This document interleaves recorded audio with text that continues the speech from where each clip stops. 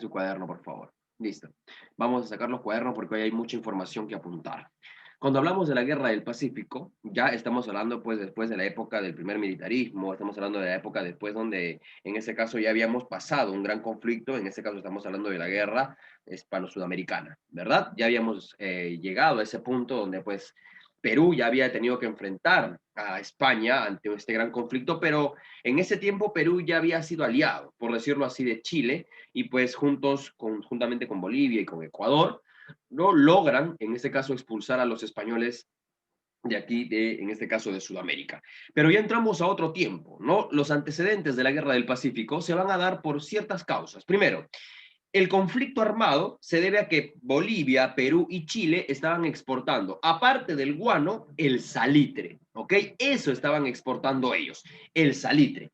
¿Qué cosa es el salitre? El salitre es una especie de mejora por la tierra y es prácticamente como un nutriente que ayuda a que las tierras pues se vuelvan prácticamente un potencial agricultor.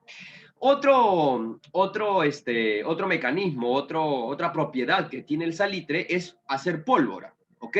Ahora, ¿por qué era necesario exportar en este caso, el salitre? Ya que en Inglaterra se estaba dando el proceso de las revoluciones industriales. Entonces, las fábricas estaban a flor de piel. Las fábricas determinaban personal y el personal necesita alimento. Y si no tienes unas tierras que te ayuden a trabajar, la producción alimenticia, pues estás mal. Entonces, Inglaterra empieza a comprar ya el salitre ya a nuestro país. Y para ese punto, pues también tenemos que entender que Chile también ya estaba ambicionando cierto aspecto expansionista territorial, ya que en este caso, en la región de Atacama, ya en la región de Atacama es donde se concentraba muchísimo salitre. Pero antes de la Guerra del Pacífico, Bolivia, Perú y Chile vendían su salitre. Lógicamente Chile tenía menos salitre y el quien pues tenía todo el potencial salitrero era Bolivia, ¿no? Bueno, Chile estaba atravesando por una crisis económica y en este caso el salitre iba a ser la solución ante este problema, pero al tener pocos recursos salitreros va a pedirle a Bolivia, ya van a hacer una alianza económica con Bolivia, la cual pues los dos hacen un tratado, ¿no? Los dos hacen un tratado. ¿No? Y dicen, ¿sabes qué, Bolivia? Permíteme, por favor, poner mis fábricas salitreras en tu región. Pero eso sí, te vamos a pagar, ya te vamos a pagar tus impuestos. Y Bolivia dijo, muy bien, y firmaron un tratado, ¿ok? Esos dos van a firmar un tratado. En este caso, el tratado de explotación era que el único rudimento, la única característica, era que Bolivia no le suba el impuesto. ¿Ok? No le suba el impuesto. Entonces, por lo cual, en este caso, Inglaterra tiene mucho que ver porque Inglaterra le compraba no solamente a Perú, a Bolivia, también a Chile. Ahora, la situación se va a inclinar por el aspecto chileno debido a las fábricas que ya Chile había impuesto en la parte de Atacama, ¿no? Ahora, Bolivia y Chile ya venían desde hace mucho tiempo con problemas limítrofes, ¿ok? Desde el año 1839 más o menos, ya que en este caso, como tú puedes ver en el mapa, y como siempre a veces ha sido objeto de burla, ¿no? Tenemos que aquí Bolivia sí ya tenía acceso al mar, ¿no? Mira este aspecto de acá. Vamos a agrandarlo para que puedas ver, ¿ya? ¿Dónde está? Acá está. Bien. Miremos este punto, ¿no? Es este punto, es este fragmento de mar que le correspondería, en este caso, ya a Bolivia. Y entonces prácticamente todo el orbe ya salitrero, las riquezas salitreras se concentraba en esta región, sobre todo acá, en la parte de Bolivia, ¿no? Entonces, al Chile, al notar esta situación, pues Chile pone sus fábricas, ¿no? Y Bolivia, pues todo estaba tranquilo y todo estaba bien, ¿no? Todo estaba bien. Entonces, ante esta situación, cuando Bolivia firma un tratado económico con Chile, en el año 1873, Bolivia le dice a Perú, ¿sabes qué, Perú?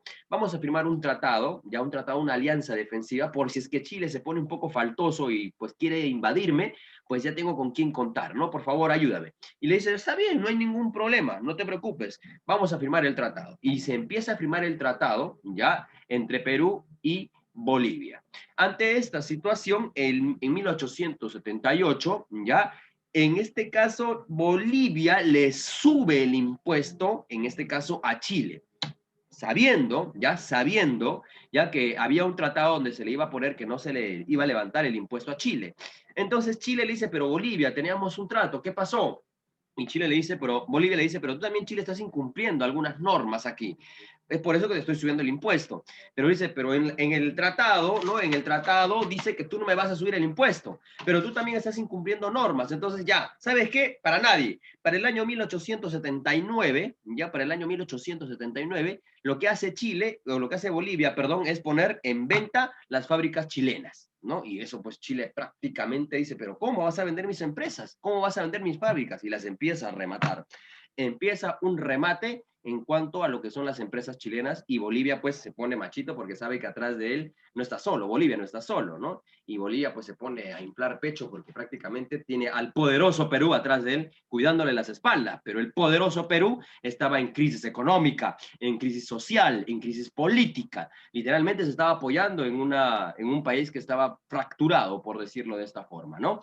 Ahora, ¿qué gobernantes tenemos en nuestro país? Bueno, en ese tiempo no tenemos al señor Mariano Ignacio Prado, el cual pues prácticamente gobernó del año 1876 al año 1879. También tenemos al general de la Puerta y tenemos a este hombre, esta figurita, esta joyita, este de acá, esta joyita, este hombre, ¿ya? No te olvides de él, Nicolás de Piérola, hasta el cual pues hasta el día de hoy también hay calles con su nombre. Luego tenemos al señor Lizardo Montero y por último tenemos al señor Miguel Iglesias.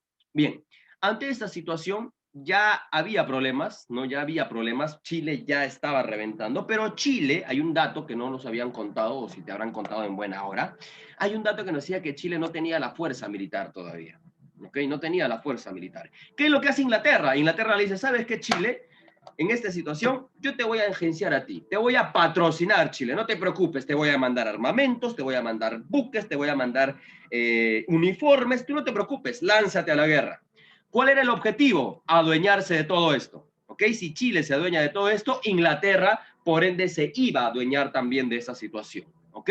Entonces, quien provoca en sí la guerra compleja del Pacífico es Inglaterra, ¿ok? Es Inglaterra. Entonces, ante esta situación, ya ante lo que ya hemos visto y analizado, ya que el Perú había firmado un tratado secreto con Bolivia, ya se vio en la obligación de mandar una diplomacia, literalmente hablar un poco de la diplomacia peruana y no llegar a los extremos. Lo que no se quería era llegar a los extremos, pero ya la guerra se sentía. Entonces el señor José Antonio Lavalle, ante quien Chile solicita la neutralidad, Perú no acepta, ¿no? Porque tenía un pacto con Bolivia, ¿no? El cual Chile le dice, ¿sabes qué, Perú? No te metas a la guerra. Pero ya habían firmado un tratado. Y en ese caso, pues Perú, perdón, como todos buenos peruanos, asimilamos el conflicto y en el año del 5 de abril de 1879, ya, Chile declara la guerra tanto a Perú como a Bolivia. Y aquí tenemos una imagen de la declarativa de guerra que se dio, esa es la declarativa oficial de guerra que se dio de aquel año. Entonces, ahora 3 países sudamericanos que antes lucharon para votar a los españoles, ahora son enemigos. Y empieza el conflicto, jóvenes, ¿ok? Por un lado, la fuerza marítima. Sabemos que la guerra del Pacífico empieza primero en lo que son los combates. Cuando hablamos de combate, estamos hablando literalmente en el mar. Y el primer, en este caso, tenemos las 2 escuadras. Por un lado, tenemos al gran almirante Miguel Grau, el cual tenía una fragata, que era la Independencia, tenía el monitor Huáscar, sabemos que ya lo habían comprado antes de la guerra con España, ¿te acuerdas? Con la guerra con España ya lo habían comprado, ya teníamos el Huáscar, ¿no? Tenemos el Corbeta Unión, que también había sido comprado, el Picolmayo, que prácticamente era un barco que se hundía poco a poco, prácticamente no servía para mucho, los monitores antiguos, ¿te acuerdas que hablamos que se compró antes de que había monitores que solamente los trajeron incluso remolcando y que al final no servían solamente para exhibición? Acá los tenemos, el Atahualpa y el Manco Cápac, que prácticamente eran barcos en desuso. En cambio, por la escuadra chilena tenemos los acorazados, ¿no? El Cochrane, el acorazado blanco Encalada, el Corbeta Esmeralda, el Covadonga, el que se robaron de España. ¿Te acuerdas del Covadonga que le quitaron los chilenos a los españoles? Acá está, ¿ok? Tenemos el Corbeta Magallanes, el Aptao, el Rimac y el Matías Cousiño. Entonces, si te das cuenta, la balanza está recontra inclinada para Chile, ¿no? Está recontra inclinada porque ahí tienen acorazados, jóvenes, cosa que en el Perú a lo mucho teníamos fragata. Pero lo que no teníamos en armamento, teníamos en valor. Y en este caso, pues no podemos desestimar la valentía del señor Miguel Grau, ¿ok? Bien, entonces empieza el conflicto, empieza la guerra. ¿Cómo se destalla la guerra? Bien, primero, combate de Chipana, en este caso tenemos en el año 1879. En este caso se da a dar prácticamente en Picolmayo, donde la corbeta Unión hace hundir al Magallanes. ¿ok? Hunde al Magallanes.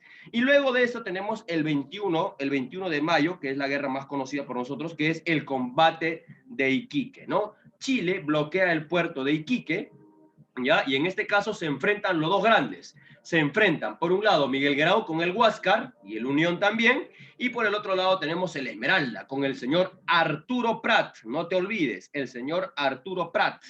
Ahora, ante esta situación, ya la flota chilena pierde y el Huáscar vence al señor Arturo Prat, ya. Y en este caso, pues sabemos que Arturo Prat muere en ese conflicto, ¿no? Él muere en ese conflicto. Y lo que es lo que hace el señor Miguel Grau, pues en este caso empieza a salvar a los que están en el mar, ¿no? Los salva, los rescata, y pues al ver que había muerto el señor Arturo Prat, él manda una carta a la esposa de Arturo Prat, ¿no? Él manda una carta y donde pues él se vuelve pues un humano, ¿no? Y se concientiza con la mujer, con la viuda, y él pues envía la ropa de Arturo Prat, y en este caso pues es ahí donde a él lo conocen y se le pone el apodo del Caballero de los Mares, ¿no? Porque ni un enemigo, por decirlo así entre comillas, pues tiene tanta caballerosidad. La mujer de Arturo Prat, ¿qué es lo que hace? Devuelve la carta, ya, en gratitud al señor Miguel Grau, tal cual como los hombres antiguos lo hacían, ¿no? Y un dato, el 21 de mayo es feriado en Chile, ya debido a la muerte del señor Arturo Prat, que es su gran héroe nacional, ¿no? En ese mismo año, ya en esa misma fecha del 8 de octubre, se da el combate de Angamos. El combate de Angamos es donde prácticamente, luego de haber ganado, en este caso en el combate de Iquique, el Huáscar y el Unión intentan retornar ya al Perú, y en esta situación se ve rodeado, ya se ve rodeado por naves chilenas, el Blanco Encalada, el Covadonga, el Matías Cusiño, el Cochrane, el O'Higgins, la Loa, la Victoria chilena.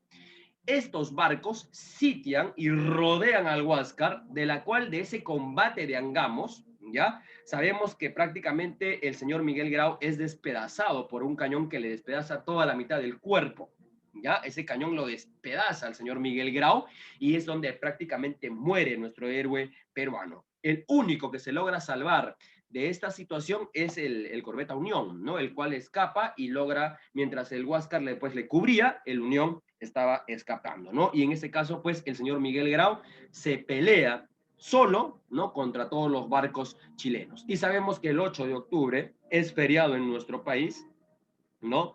Y debido a este gran combate que se había realizado, ¿no? Luego de esta situación, pues tenemos las campañas, en este caso, las campañas terrestres. Recordemos que una vez ya Chile ganado en la parte marítima, ya reganado la parte marítima, en esta situación, se sabe ya que después de haber ganado el aspecto marítimo, empiezan las guerras o las campañas terrestres, ¿no? De las cuales, pues, tenemos aquí las famosas batallas, ¿no? Tenemos el desembarco en Pisagua, donde los aliados de San Juan Buendía son derrotados, los chilenos toman el ferrocarril y controlan las comunicaciones peruanas. Luego, en ese mismo mes, ¿no? En noviembre se da la batalla de Germania, donde los chilenos, al mando de Vergara, derrotan, en este caso, a Sepúlveda, que es prácticamente un contrarrestor peruano, y prácticamente pues se empieza a ganar territorio por parte de los chilenos. Luego, en ese mismo mes, ya el 11 de noviembre, perdón, el 19, se da la batalla de San Francisco. Los bolivianos, dirigidos por Hilarión Daza, no llegan y los peruanos son derrotados. Y por último, o bueno, para resaltar también la importancia de eso, tenemos la batalla de Tarapacá, donde Chile se queda prácticamente en este lugar con victoria chilena, ¿no? De la cual sabemos, pues, que acá pelearon grandes héroes como Cáceres, Bolognesi, Ugarte, Belisario Suárez, y de la cual, pues, el Perú ya estaba entrando en un proceso muy interesante. ¿Cuál era el proceso interesante? El proceso interesante se va a dar en este fragmento de nuestra batalla, ¿no? Tenemos la batalla de Los Ángeles, ¿no? En el año 80, donde Andrés Gamarra, por Perú, se pelea o empieza en el conflicto con Manuel Boquedano, que es chileno, y prácticamente pues gana la parte chilena, ¿no?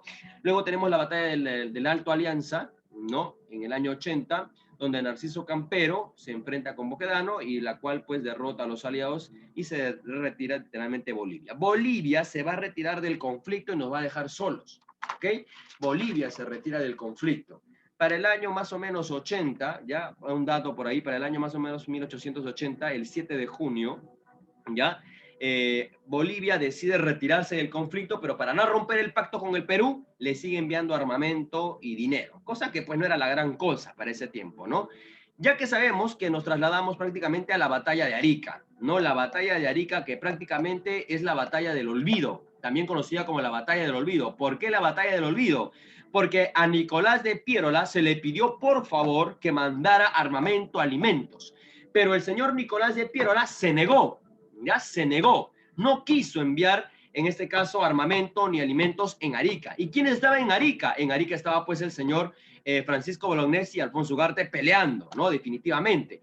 Ante todas las demás batallas, pues ellos decidieron quedarse. El número de soldados chilenos era el triple de los soldados que había en el Perú. Y prácticamente, por decirlo de esta forma, bueno, los peruanos empezaron a hacer huelga en contra de Nicolás de Piérola y Nicolás de Piérola dice, está bien, vamos a mandar refuerzos, en este caso, a Arica y manda al corbeta Unión al que se salvó del conflicto, en el conflicto en el 8 de octubre, ¿no? Él se salva. Entonces, él va y empieza a sucumbir, pues toma las medidas de precaución y logra llegar a Arica. Pero cuando los soldados peruanos abren el barco, solamente encontraron prácticamente dos armas, ¿ya? Dos rifles y telas blancas. Es lo único que el traidor Nicolás de Piérola pudo enviar al señor Francisco, en este caso Francisco Bolognesi.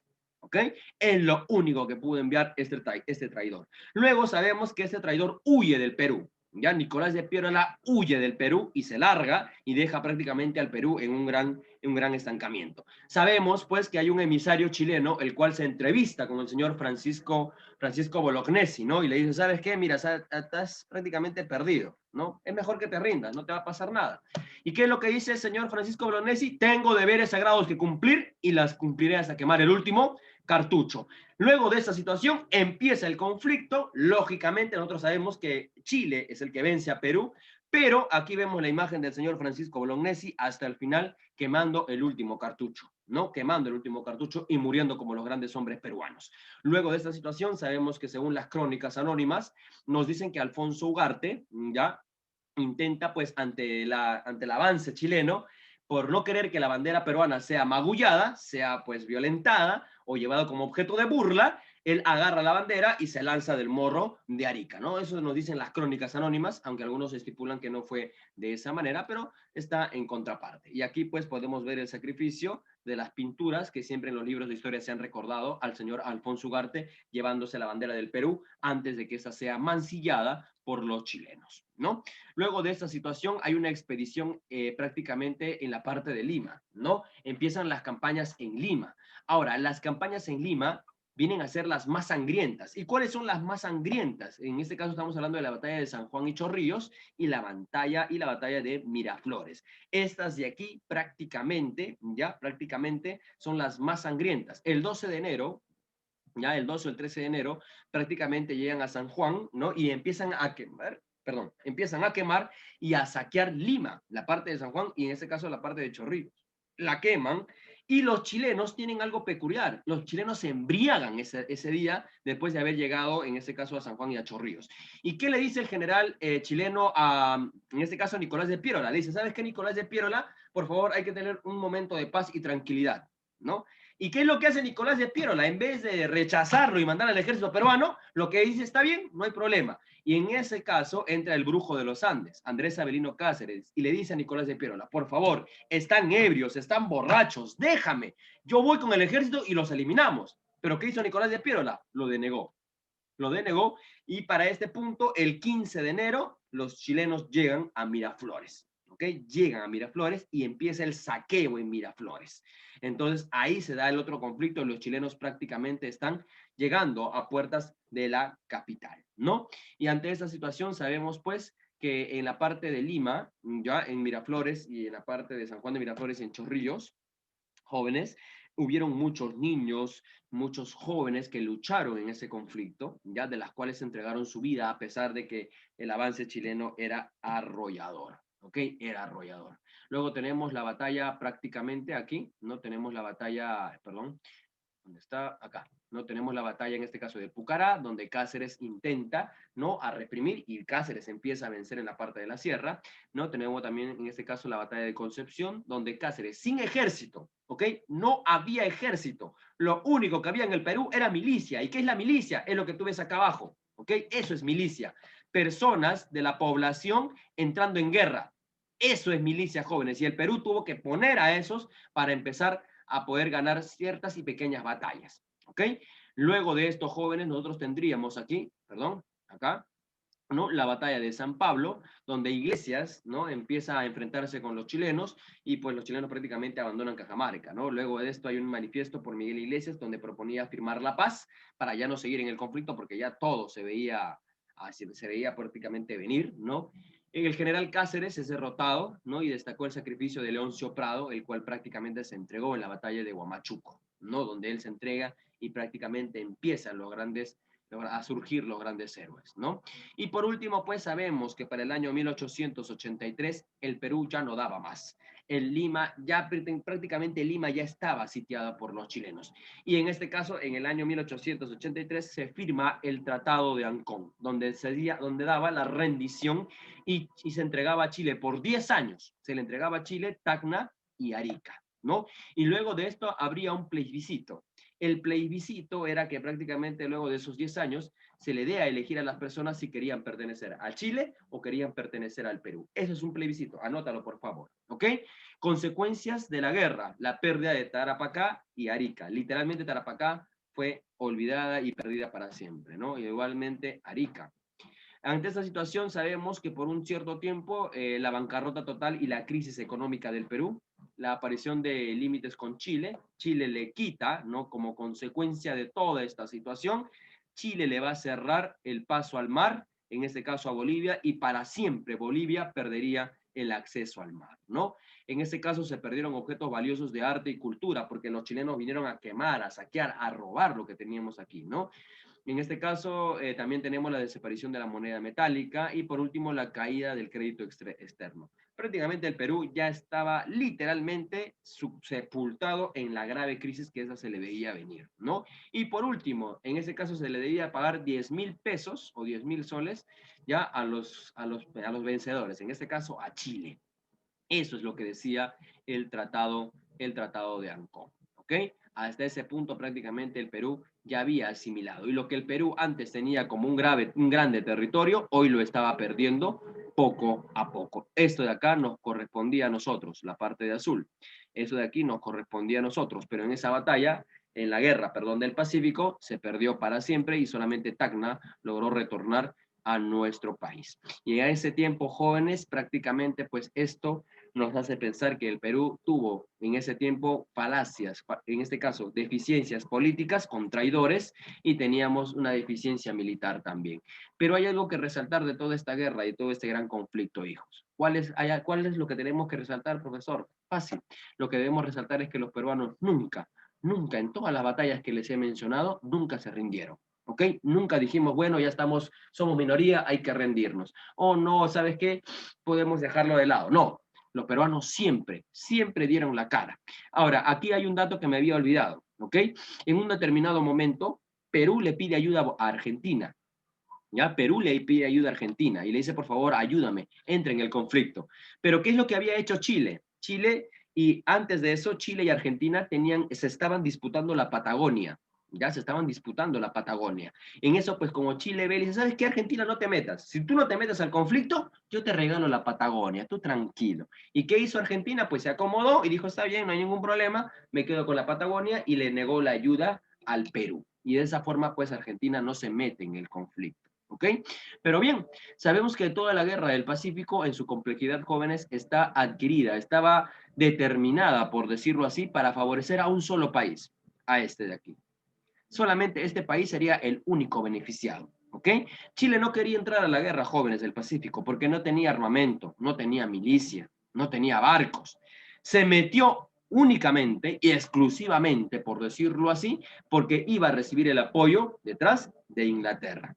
El Perú, cuando vio que Bolivia se retiró, no dijo, bueno, está bien, ya te fuiste. No, el Perú siguió luchando, ¿no? Y siguió peleando hasta dar prácticamente el sacrificio de muchos grandes seres, y es esta guerra, ¿ya? Es esta guerra donde prácticamente el Perú es reconocido por la valentía que esta resguarda y tiene hasta el día de hoy. Y en nuestros libros de historia, en nuestros estudios que podamos hacer nosotros como alumnos, incluyéndome a mí como maestro, pues solamente nos queda recordar la gallardía, la valentía, el entusiasmo y la valentía y el heroísmo de nuestros grandes héroes. Y hasta aquí, pues prácticamente, jóvenes, hay mucho de qué hablar más de la Guerra del Pacífico. Ya en la otra clase estaremos dando más detalles de lo que hoy, pues prácticamente pudimos haber analizado en este conflicto. Entonces, es desde aquí donde prácticamente el Perú ya cambia su geomorfología, ¿no? Ya el Perú ya es más variable, Perú ya no tiene ciertos lugares y va cambiando el aspecto general de su mapa, ¿no? Y pues es así como el Perú entra en un conflicto donde pues no tuvo nada que ver en un inicio, pero al final, por ser buen aliado, por ser un buen aliado y por cumplir los tratados, se metió a la guerra y al final terminó luchándola sola. Sabemos también por historia que en un determinado momento la bandera peruana fue quitada donde hoy, pues, cuando vamos al centro de Lima y vemos el Palacio de Gobierno, en un determinado momento, pues, se sacó la bandera del Perú y se izó ahí la bandera chilena y se levantó ahí la bandera chilena, ¿no?